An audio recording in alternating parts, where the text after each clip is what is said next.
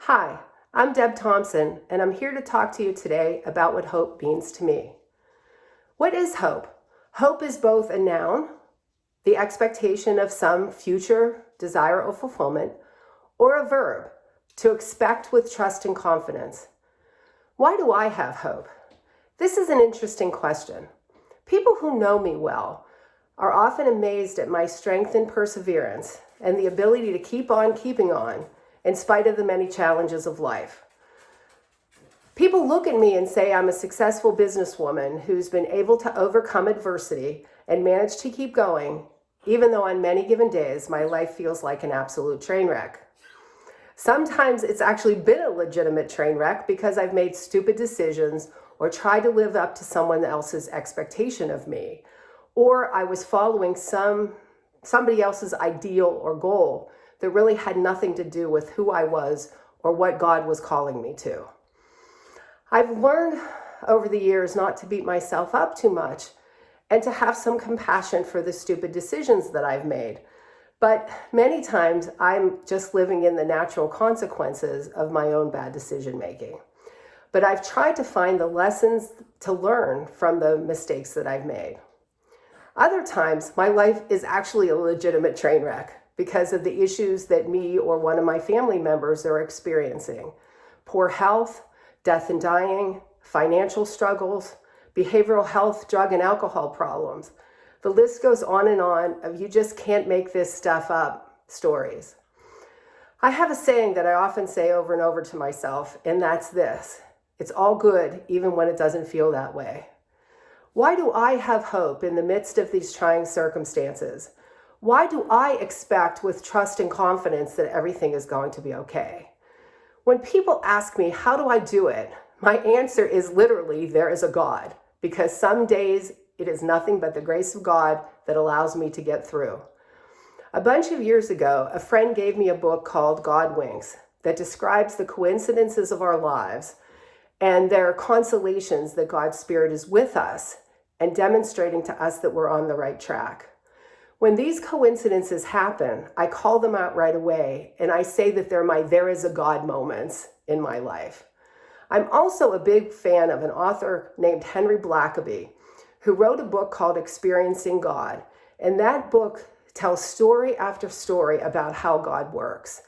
God will call us to do something, then there will be a leap of faith, then there'll be a crisis of faith, and then God will work and perform miracles.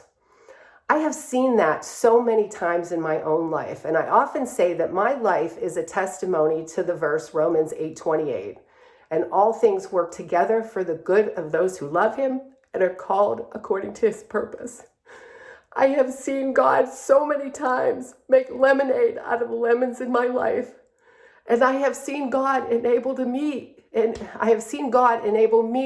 to be the phoenix bird that rises from the ashes when I've humiliated myself into the bitter dust because of stupid decisions I've made.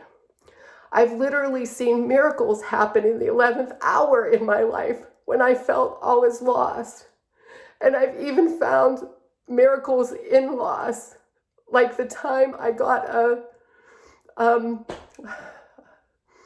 inheritance from my favorite aunt after she died, the day before my house was foreclosing. The bank was foreclosing on my house. I had no idea that was coming, but I took the miracle.